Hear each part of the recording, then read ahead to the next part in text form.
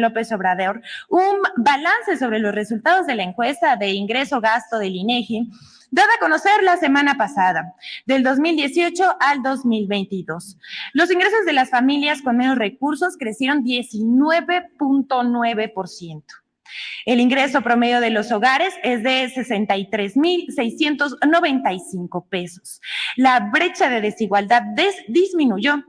En 2016, en el año 2016, los más ricos ganaban 21 veces más que los pobres, a pesar de que en este camino de la transformación falta mucho. Este año bajó a 15 veces la cifra de los pobres. Hay 15 veces menos pobres. Aunque predomina la subida por ingresos laborales, recordemos que se ha incrementado el salario como nunca antes, en un 90%. También son importantes los programas sociales y la contención de precios de alimentos y combustibles, así como las remesas que los paisanos, los héroes paisanos, envían a México desde Estados Unidos.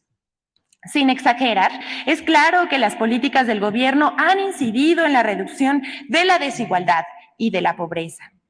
Según el INEGI, incluso se redujo la brecha entre los estados más ricos y más pobres. Si entre la Ciudad de México y Chiapas en 2018 eran 3 veces mayores, en la capital del país que en Chiapas en 2022 se redujo 2.2. Además de la reducción de la pobreza, se espera la reducción de la desigualdad, se espera la reducción de la pobreza, a pesar de la pandemia. Según el subsecretario de Hacienda, Gabriel Llorio, con el aumento de los ingresos de los mexicanos, sí hay un efecto de la reducción de la pobreza. Estimamos que entre 2020 y 2022 van a salir cerca de 8.8 millones de personas de la pobreza.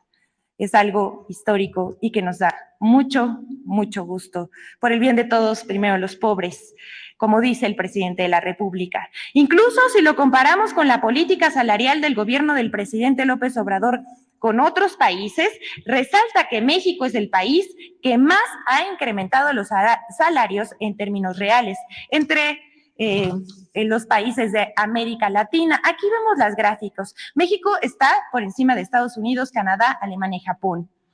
Y en América Latina, de Colombia, Brasil, Argentina, entre otros. Incluso México es el segundo país del mundo con menos desempleo. ¿Pero qué creen? Estas son las buenas noticias que se dieron a conocer la semana pasada en la encuesta del INEGI. Sin embargo, nos da mucha tristeza que los medios de comunicación no tengan ese tipo de compromiso con sus audiencias y prácticamente ignoraron la noticia, y si la retomaron, la minimizaron o de plano la tergiversaron. Aquí un ejemplo. Alfredo Romo en Grupo ASIR señaló: el presidente de México, uno de los temas que trató en la conferencia de prensa matutina en donde se dio a conocer esta encuesta del INEGI, en el que habla de una recuperación en términos de ingresos económicos para las familias mexicanas. Se pregunta el conductor, ¿será? Porque al final de cuentas no lo decidimos nosotros.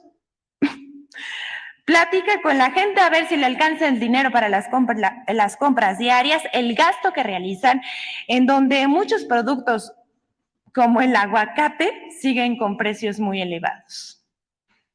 La mayoría de los comentaristas ignoraron o minimizaron las cifras oficiales.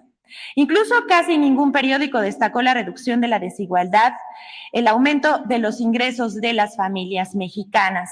Aquí vamos a mostrar una lámina en pantalla de los principales temas de los últimos días en medios de comunicación. Ahí se ve claramente cómo minimizaron estos logros.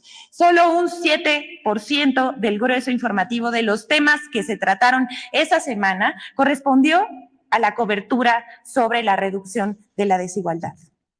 Vean cómo entre el 27 y el 30 de julio los medios destacan los homicidios con 3,175 notas, mientras que dejaron en octavo lugar el tema de la encuesta del INEGI que registró el incremento de los ingresos de los mexicanos.